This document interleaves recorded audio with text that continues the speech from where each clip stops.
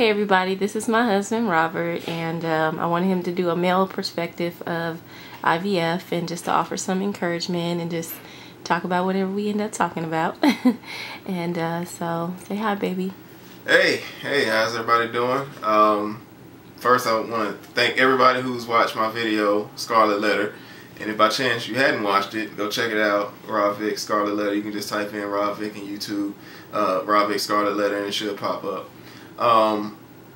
If you see me dressed all up, I didn't do it on purpose. I just hadn't changed from church yet, so you know this wasn't necessary.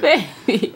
Yeah, he was excited about it. He's been thinking about it so much, and he wanted to be prepared. Oh, babe. But yeah, my wife has been asking me to do this for a while, so figured I'd come on and just say a couple words of encouragement.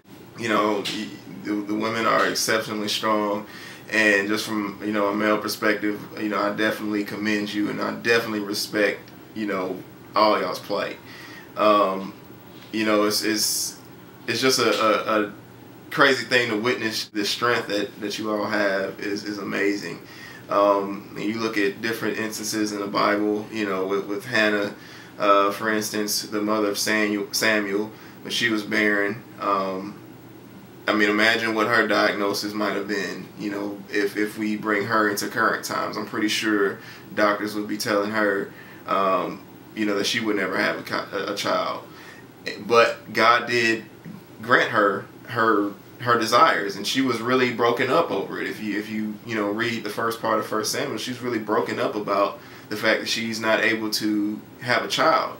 And then God delivers on his promise. So, you know, just hold on to that. Just hold on to that. Then also know that God is in control, and whatever he decides for you is ultimately for you. He's not surprised by anything that's going on. No situation is caught him off guard to where he doesn't know how to handle it. Has everything planned already. So just, you know that, and know that anything he does is for your benefit. So even if you get a negative, or it was a big fat negative or something like that, I don't know, but if you get it, you know, don't try not to really be down on yourself, because obviously God has that for a reason, you know, and it's just more so of a trust in it. I've gotten to a point now where I'm at peace with whatever he decides, and I'm totally okay with what the Father has in store for us. And what would you tell a man that might just be finding out that he has to go through this? Like, what would you tell him? Support your wife.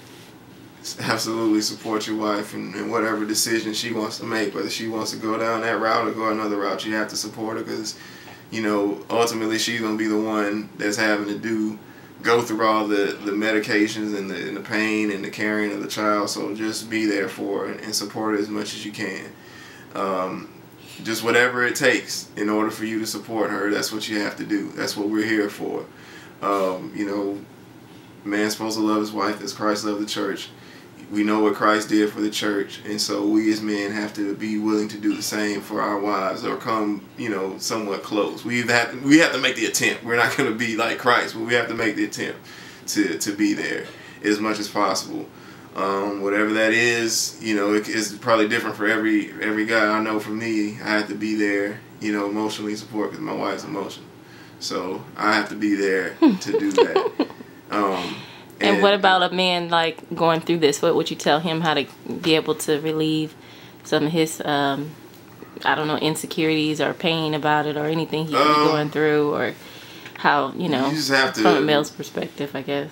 You just really have to depend on God, you know, because something like that is something that you can't control. So, you know, although it's human and it's understandably where you would be very upset, since it's out of your control, it's not really much you can do about it.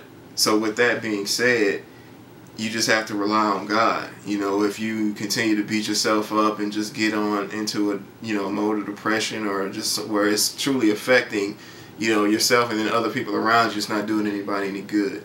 So, you know, just constantly rely on God. Just you know, stay strong in prayer, because that's the only thing that can get you through something like that, is just being very strong in prayer, devoting time to spending your word, And I've just noticed the more that you grow, the more that you spend time in the Word, the more God will speak to you and start, you know, mending your heart, downloading good things into your heart and taking all that negativity out. That's something for us to take too.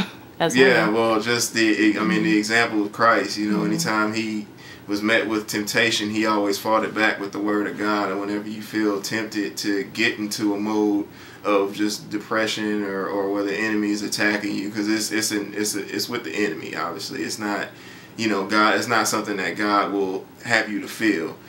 It's something that the enemy is putting on your mind to make you feel a certain way, because he wants to try to stop your praise. And so, in order for him not to do that, you know, you have to just stay close to God. Stay as close to God as possible. Through prayer, through reading His Word, you know, just confiding in some other Christian people, just whatever it takes in order for you not to go down that route, is what I would say.